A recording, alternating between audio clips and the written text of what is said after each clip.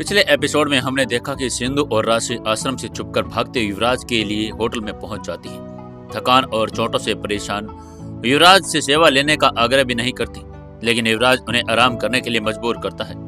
वो की लड़कियों के लिए सूप मंगवाता है और अपने हाथों से उन्हें पिला देता है।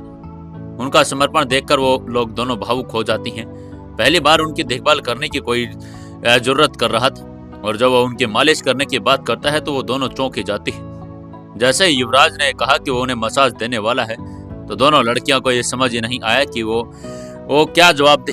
वो मन ही मन सोच चुकी थी कि ऐसा तो कुछ होने नहीं देने वाली थी। सिंधु और राशि को कुछ ऐसा लग रहा था कि उनका ये कर्तव्य था और वे अपने गुरु के शरीर को आराम देने की सेवा करें। वे अपने गुरु से सेवा कैसे ले सकती हैं?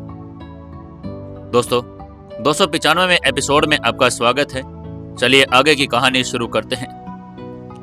नहीं युवराज जी, अब ये ज्यादा हो रहा है, हम आपको ये नहीं करने देंगे, सिंधु ने हड़बड़ाते हुए कहा।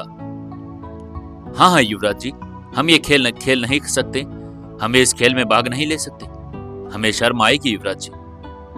राशि और ने भी सिंधु की हाँ में हाँ मिलाते हुए कहा।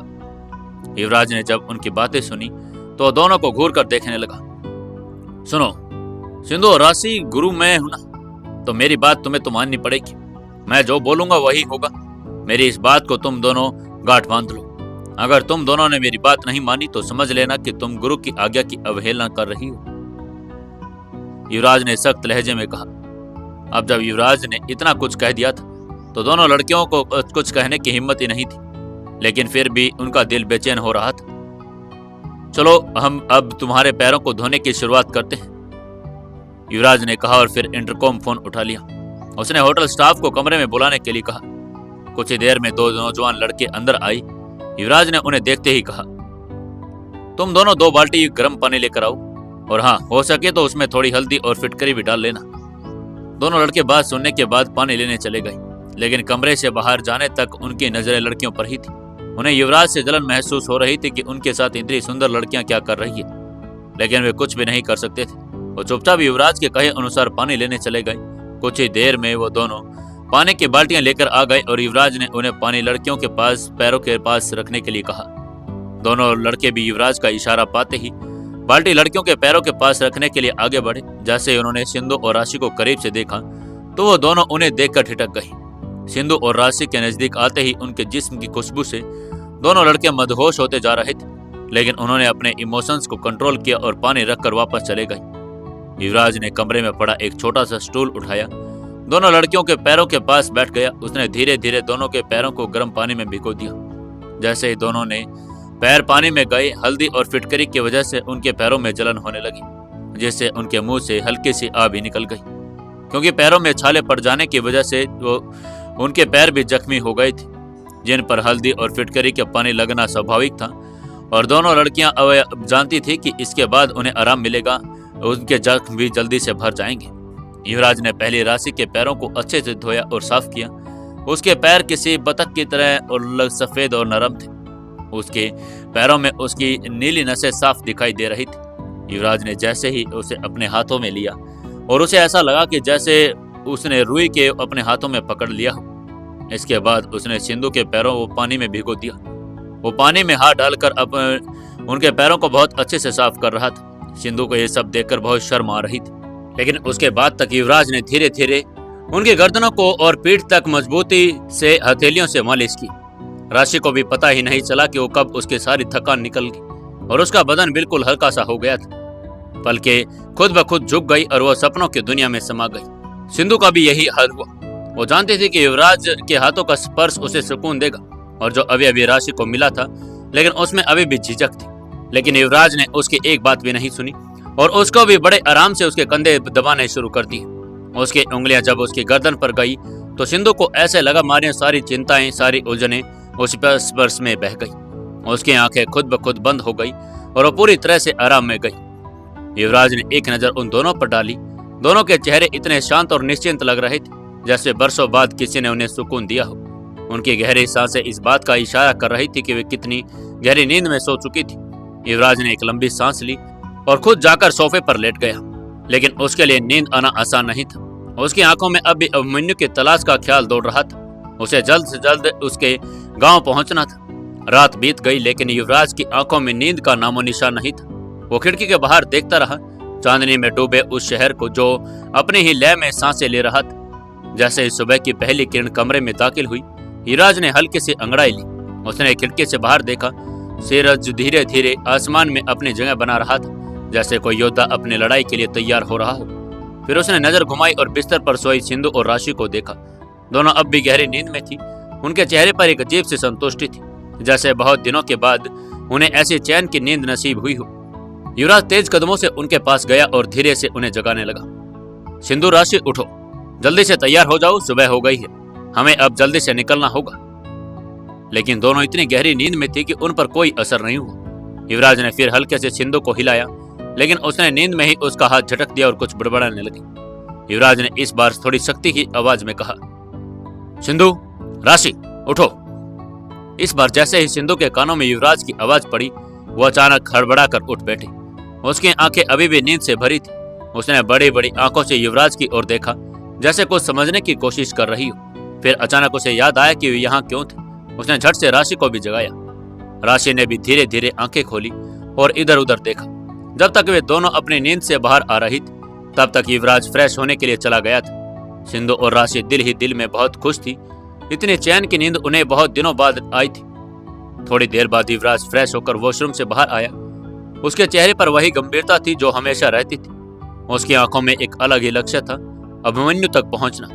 फिर दोनों लड़कियां भी तैयार हो गई। उन्होंने अपना सामान पैक किया और तीनों होटल के रेस्टोरेंट की तरफ नाश्ते के लिए चल पड़े। तीनों ने होटल के रेस्टोरेंट में नाश्ता किया। गर्मा गर्म पराठे, मक्खन और चाय की सौंधी खुशबू पूरे माहौल में घुल गई थी। सिंधु और राशि अब पूरी तरह से तरोताजा महसूस कर रही थी।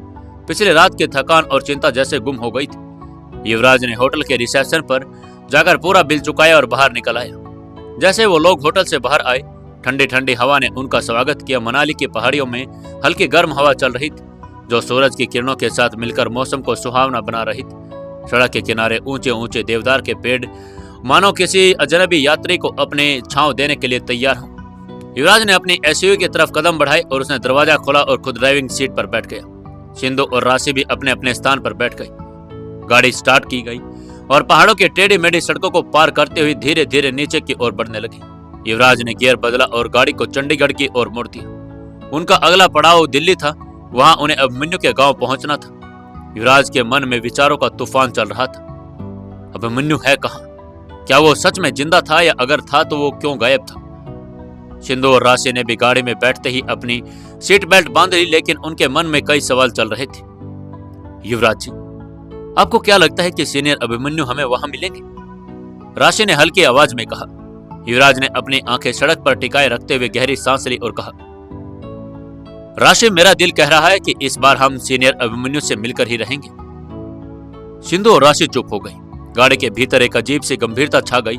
पहाड़ों के नजारे अब भी खूबसूरत थे, लेकिन गाड़ी के अंदर एक रहस्यमय तनाव था।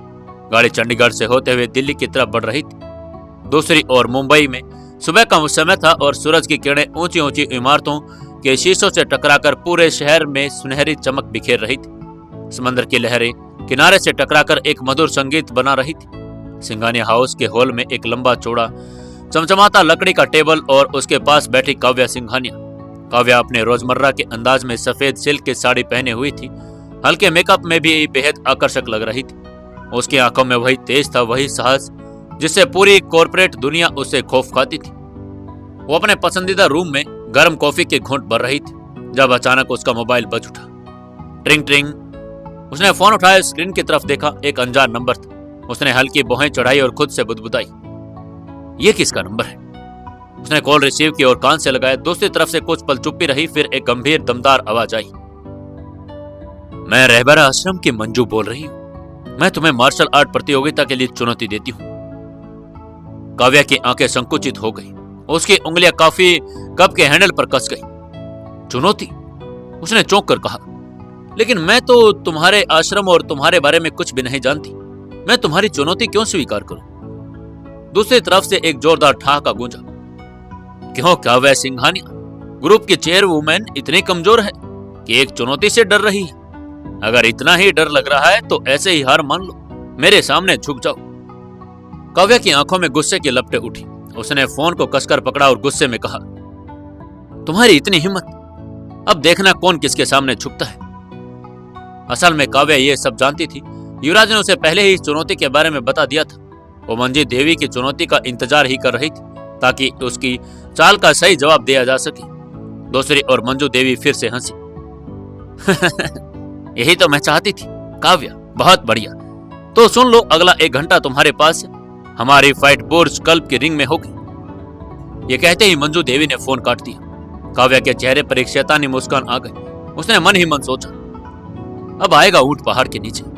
काव्या ने कॉफी का आखिरी घुट भरा और अपनी सीट से उठ खड़ी हुई। उसके चाल में एक अलग ही आत्मविश्वास था। उसने जल्दी से सबरा को आवाज लगाई और आदेश दिया, बुर्ज कल्ब चलने की तैयारी करो, मैं वहां समय पर पहुंचूंगी।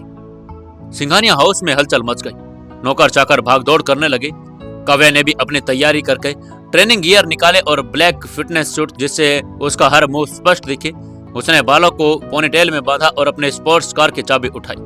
गाड़ी स्टार्ट की और इंजन की गर्जना पूरे गैरेज में गूंज उठी।